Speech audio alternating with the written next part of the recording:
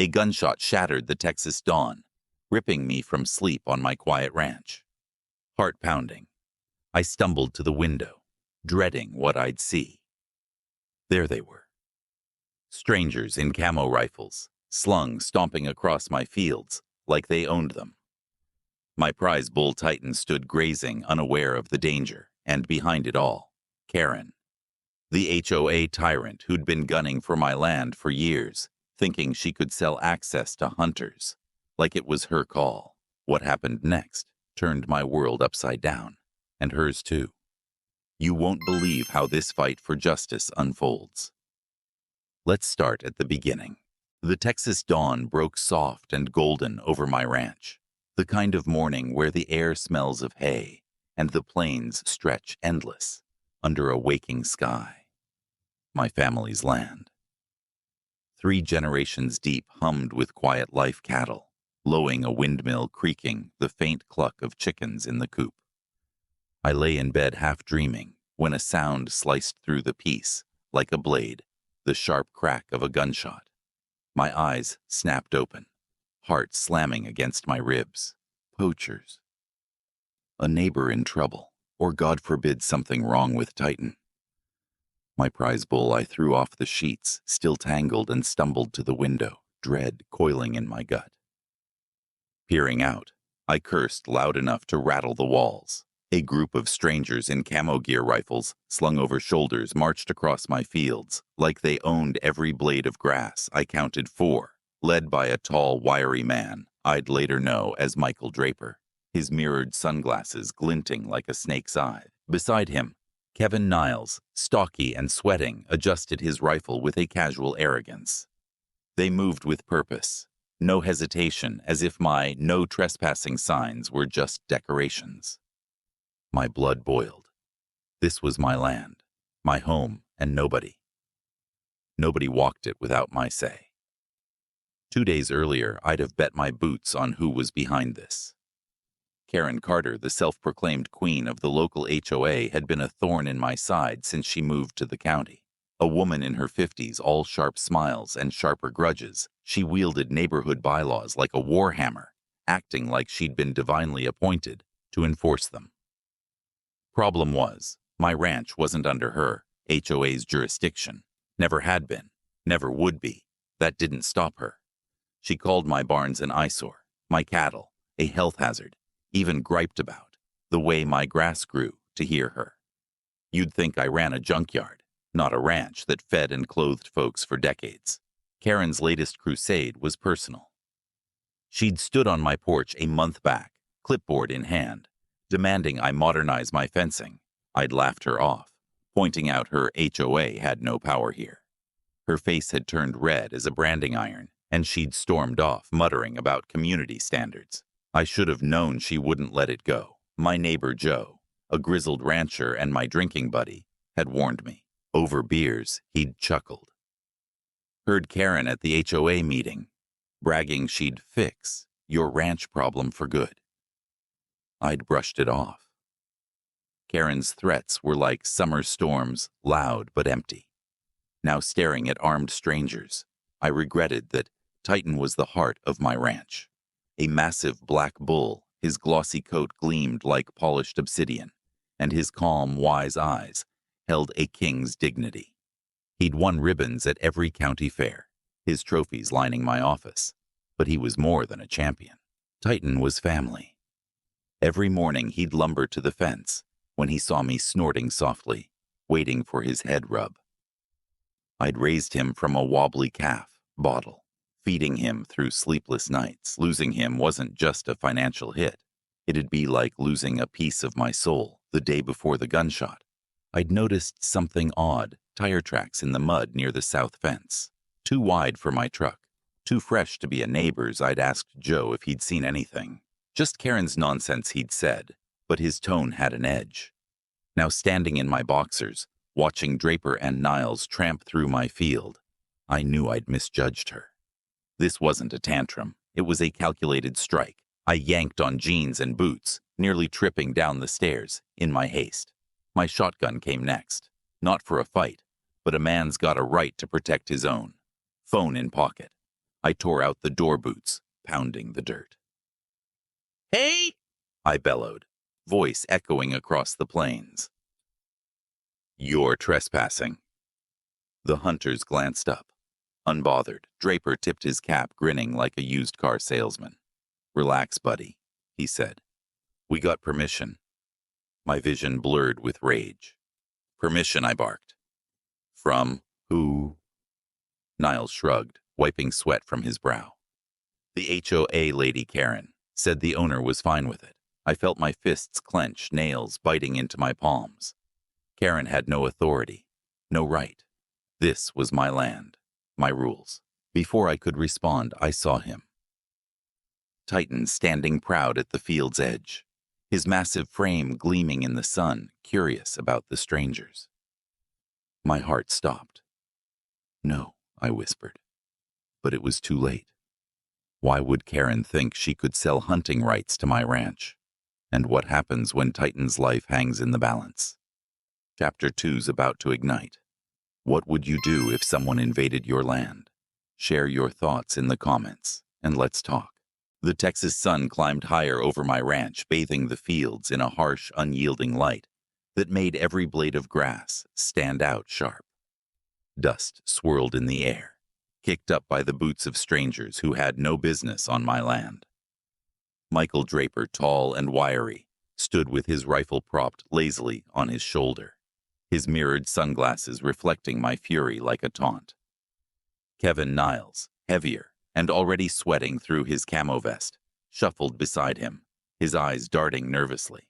They claimed Karen the HOA tyrant had given them permission to hunt here on my private ranch, as if my "no trespassing" signs were just suggestions. I stood in the field boots planted in the dirt, shotgun gripped tight, my voice raw from shouting.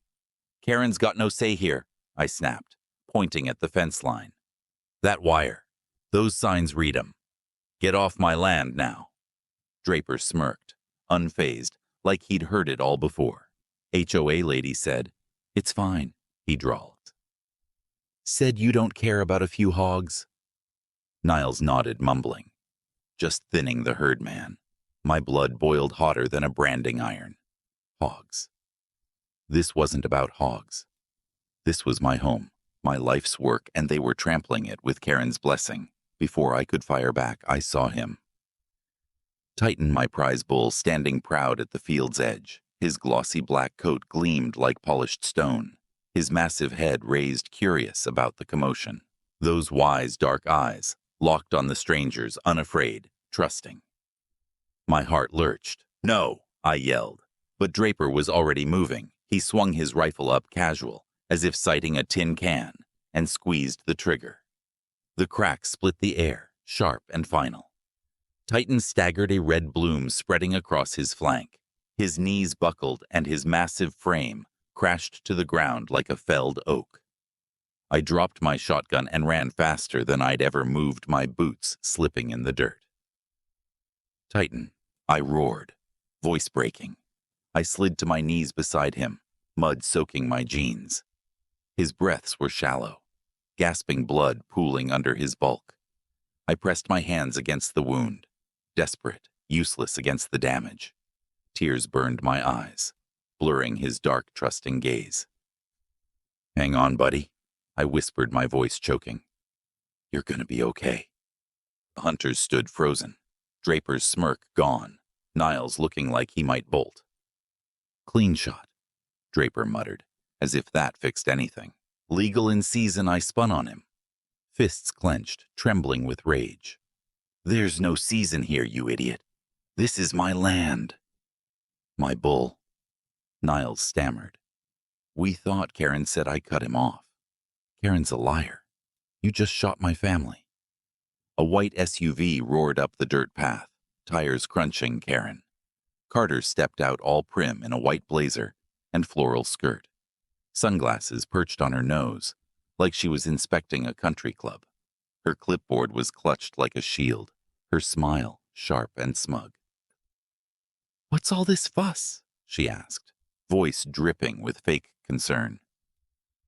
I stood, Titan's blood on my hands, and pointed at her. "You did this." I growled low and deadly. You're gonna pay, Karen. I swear it. She tilted her head, unfazed. Now, let's not overreact. These gentlemen have permits. My vision went red. Permits.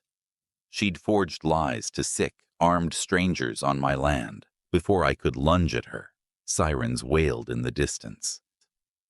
Someone, maybe Joe, maybe another neighbor had called the law. Karen's smile faltered just for a second, but it was enough to know she wasn't as untouchable as she thought.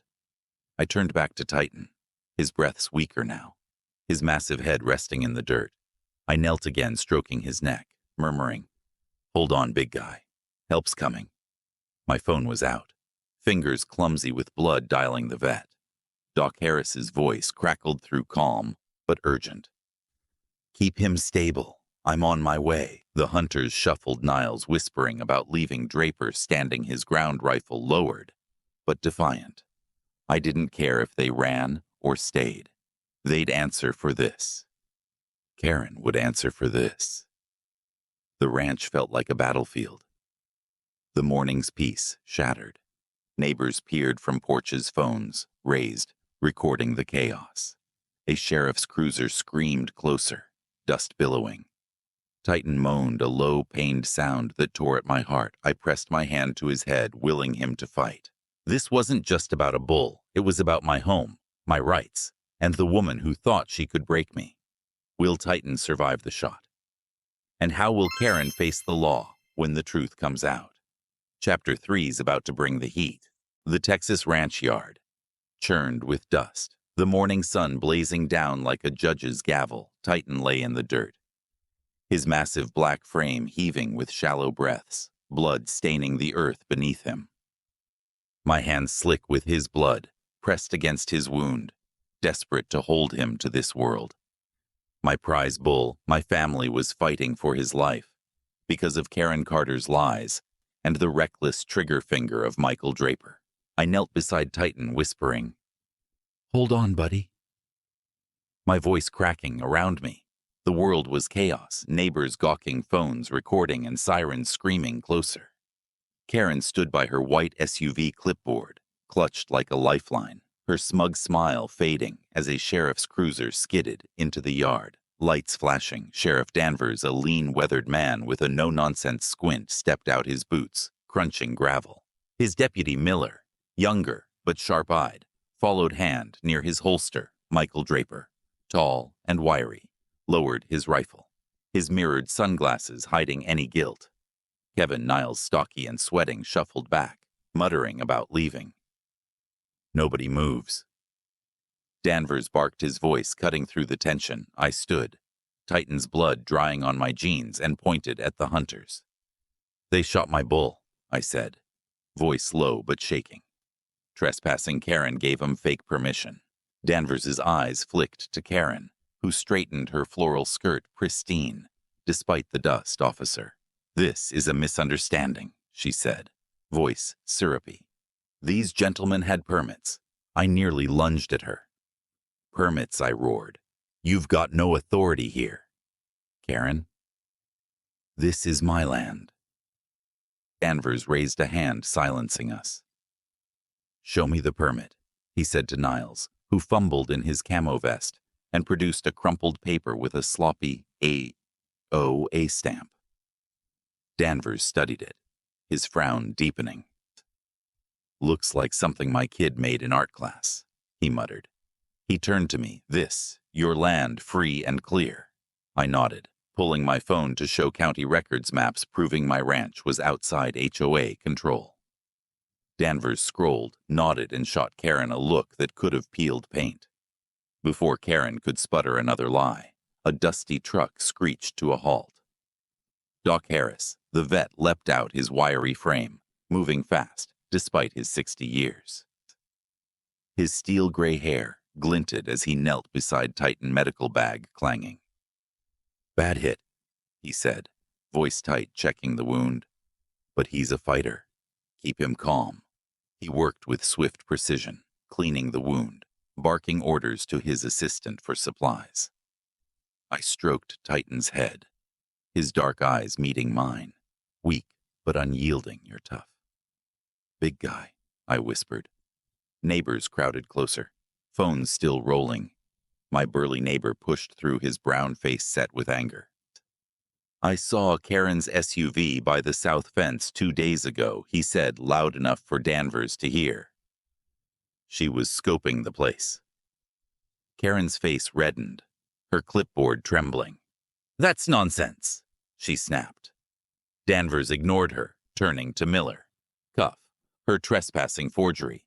Endangerment for now, Miller moved. And Karen shrieked, You can't. I'm the HOA president. Danvers sighed. Ma'am, you're a problem. Sit tight. The hunters weren't off the hook. Danvers questioned Draper, who claimed he thought the hunt was legal. Niles nodded, babbling about Karen's assurances. You didn't see the signs? Danvers asked, pointing to the red. No trespassing markers. Niles looked away, sheepish, weapons down.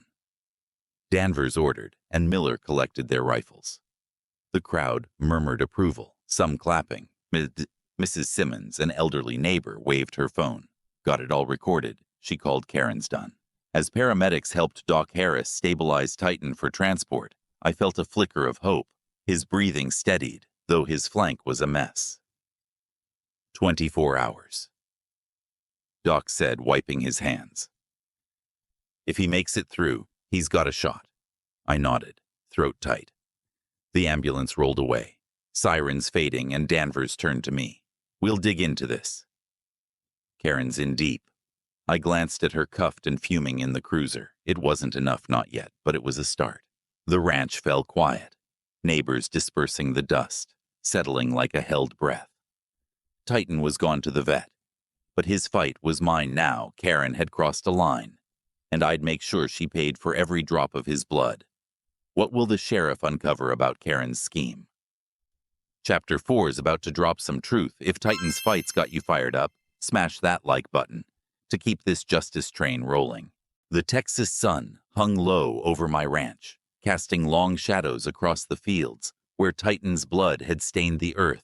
Just days ago, the chaos of that morning, hunters trespassing Karen's smug lies. Titan's collapse had ignited a firestorm. My phone buzzed, nonstop texts from neighbors, voicemails from reporters, and notifications tagging #Justice for Titan. A shaky video shot by Mrs. Simmons had gone viral, showing Michael Draper's shot and Karen's haughty arrival. Comments poured in. Get her and save Titan. The world was watching, and I wasn't about to let Karen slink away. Karen Carter, the HOA's self-styled queen, was out on bail, thanks to her lawyer's slick moves, but her grip was slipping. Sheriff Danvers had her fake permit, and Joe's testimony about seeing her SUV near my fence tightened the noose. I'd found more trail camera footage from a birdhouse near the Southfield crystal clear, showing Karen handing Draper and Niles a map of my land, laughing as she pointed out access points. It was a smoking gun, and I was ready to fire it. I called Joe, my burly neighbor with a beard like a briar patch, and we planned a town meeting at the Grange Hall, a neutral spot where Karen's HOA couldn't meddle. We spread the word. Flyers, texts, a quick post online. By Saturday, the hall was packed. Over 100 ranchers, farmers, and fed-up locals crammed into folding chairs. The air buzzed with anticipation, like before a thunderstorm. I set up a projector. The footage cued my heart, steady, but pounding. This wasn't just about Titan. It was about stopping a bully who thought she was untouchable. Karen strutted in late, her red jacket screaming for attention, her smile tight as a barbed wire fence. She sat, front and center, assuming she'd charm her way out. Joe nudged me, his dark eyes glinting. She's in for it. I nodded, stepping to the front. Thanks for coming, I said, voice calm but firm. There's been lies spread about my ranch. Tonight you'll see the truth. I dimmed the lights and hit play. The screen lit up with Karen's face, her oversized sunglasses glinting as she handed Draper the map. Her voice crackled through. Don't worry about the owner. He's too busy to notice. She laughed, gesturing at my fence line. The room went silent.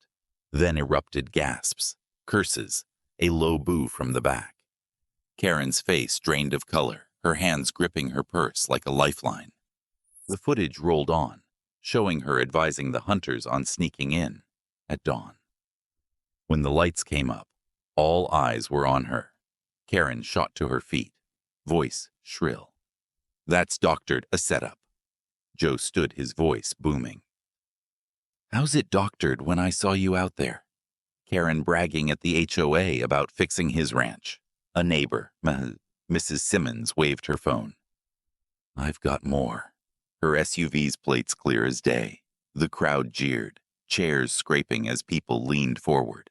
Karen stammered, "This is slander," but her words drowned in the uproar. She stormed out, slamming the door, the sound echoing like a gavel. I stayed answering questions, sharing how Karen's fake permits led to Titan's shooting. Folks offered help, statements, old HOA records, even legal advice. The meeting ended with applause, not polite but fierce. Promise we'd fight together. Driving home, I felt lighter, like the ranch's air was cleaner. My phone rang. Doc Harris, his voice gruff but warm. "Titan's stable," he said. "Wounds healing. He's eating again." I gripped the wheel, relief flooding me. "Thanks, Doc. Keep him fighting." Back at the ranch, I checked the south fence where Karen's scheme had started. The tire tracks were still there, a fading scar. Neighbors stopped by, bringing pies and promises to testify. The viral video hit 1 million views with comments, calling for Karen's head. Danvers texted, "Found more fake permits in her office."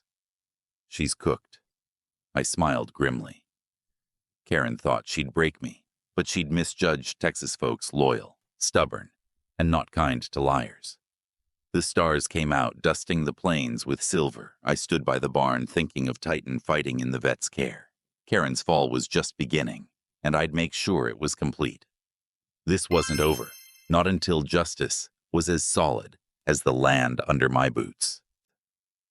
The Texas sky blazed clear and cool over the county fair, the air thick with the scent of hay, cotton candy, and livestock.